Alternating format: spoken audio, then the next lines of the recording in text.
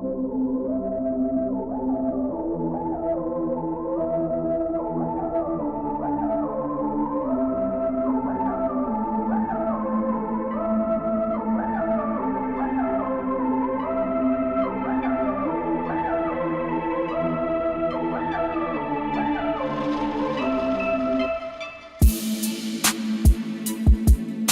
do you think of the overall concept of the Super League?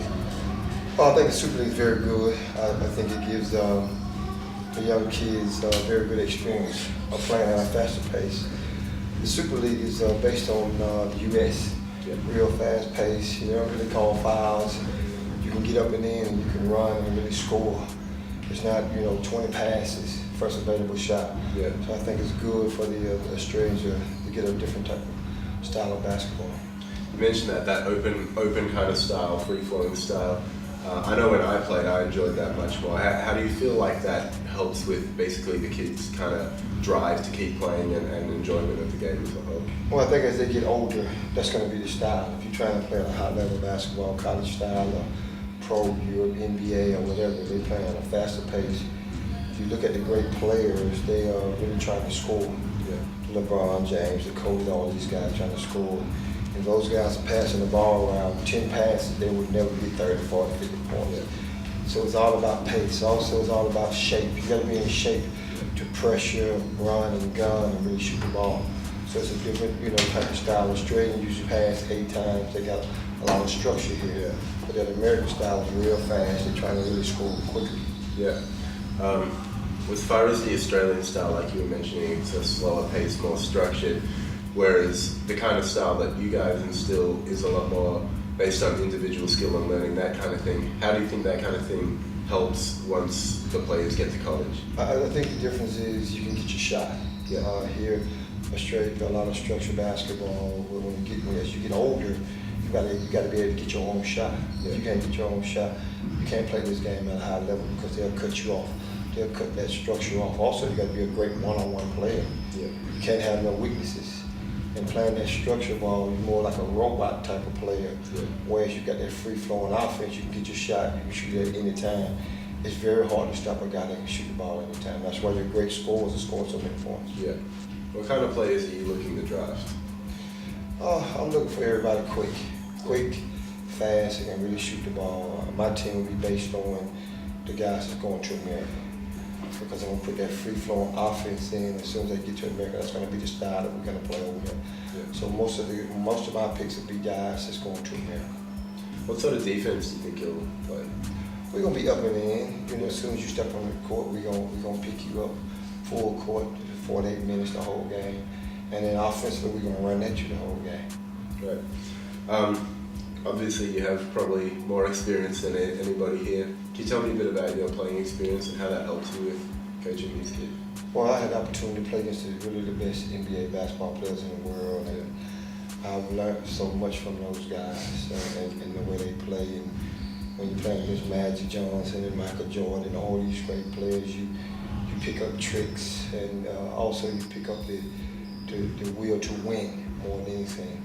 Everybody in the NBA and all these guys got great skills, but that mindset to win at all costs.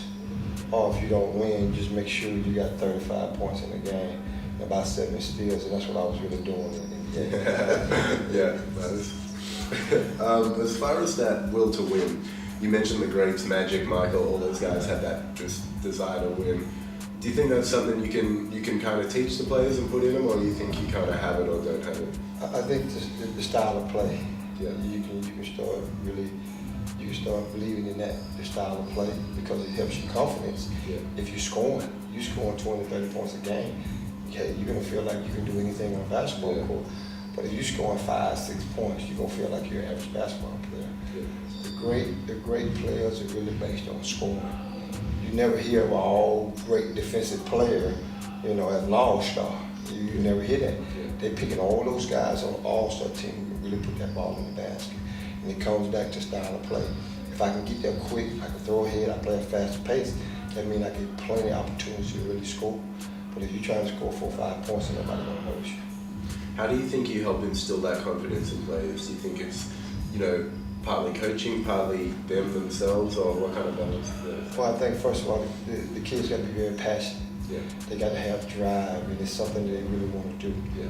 Those are going to be the guys that's going to survive. And I think since I've been here, we've instilled a lot of great players. Yeah. And I think with the coaching and with the teaching over a long period of time, a lot of players that we sent over to America, those guys are going to do well because they got the experience here from us. And once they get over to America, the transition will be very easy because they know that style of play. But if you come in and you play structure all your life and then you jump in America and try and play that fast-paced game, you're going to be miles and miles behind. Yeah.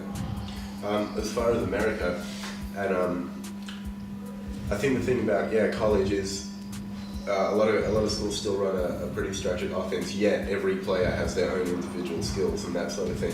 Do you guys focus? Do you think you'll be focusing on a balance between structure and personal skill, or much more on the personal skill? Really both. You know, the structure is going to be very limited because we don't get any goal, get in and run. I think most basketball players in the world want to play free. You know, they don't. The structure is good because you try to get everybody in place and what position they can play. Structure is good, but the pace has got to be pace. Yeah. And if you're playing a slow pace and then you sit up there and the score is 29, 22, end of the game, slow pace, you're going to fall asleep up in the stand. Yeah. But if guys is going 140, 150, or over 100 points, as a fan, you're going to be into the game. Also, the players are going to be into the game because one guy got 30, one guy about 25. Everybody's getting, in their teams, they happy.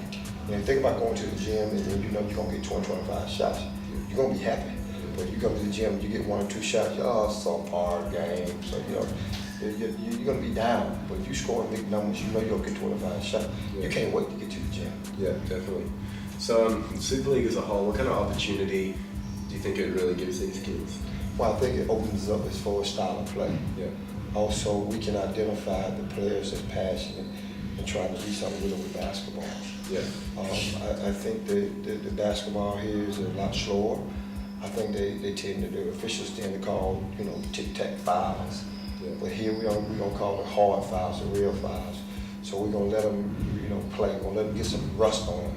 Yeah. And I think that's good for those guys. As you get older, and if you watch the ABA, they don't really call them to be a ticky-tack foul. It's got to be a true foul. So I think that'll be the difference in their learning process as young men. Yeah. I suppose with that kind of hard-nosed kind of game, over the course of the league, you'll kind of learn a lot about the players. Yeah, we get a chance to see who's who, and we can identify who's trying to do something with basketball, who's really passionate about playing at another level, trying to get go to college and get a degree, and you see how far they can go as far as the professional level. Yeah. As a whole, just as a whole basketball player, what do you think the most important thing is as far as being successful and getting yourself to college? Well, I think you got to be passionate about this. You gotta understand there's millions and millions of basketball players in the world just trying to do this. Alone trying to get a full ride scholarship, and then you're trying to play pro, and on top of getting your degree. So you got to be passionate. You can't have no weaknesses in your game. Yeah. If you got weakness in your game, once you get to college, they're gonna really expose you. And if you get to the pro level, it's something that you can't do because of this video and they're watching everything you do. If you got any weaknesses, these coaches are so good and they're going to expose you. Also, you just can't be a great offensive player. You got to be willing to play defense too. Yeah. Because if you're scoring 25 points, I'm going to put my best defensive player on you, deny you the ball, and then I'm going to run my lead guard at you, the W, and make you give it up. Yeah. See how you respond. He going to go when the ball is in the air. He's not going to let you catch it. The other guy's coming, and they're going to double you. Yeah. And see how you respond with that. So you just cannot just be a complete offensive player. You got to be able to pass, kick. You got to be able to play defense. You got to be able to block out. You got to be able to run. That's what I mean, a complete game. You cannot just have an offensive game. On the flip side, you just can't be a defensive player. Because you're trying to guard the great LeBron James and the coaches of the world, and you just play deep. You're not scoring. Eventually, you can't, because you can't stop those kind of ball players anyway. Those guys can jump out the gym and they really can score and they're confident. That's why those guys make the big money. So essentially it's all about being able to bring whatever needs to be brought to the table at any time. Pretty much, but again, you got to be complete. Yeah. You got to have a complete game, no weaknesses. Yeah. Cool.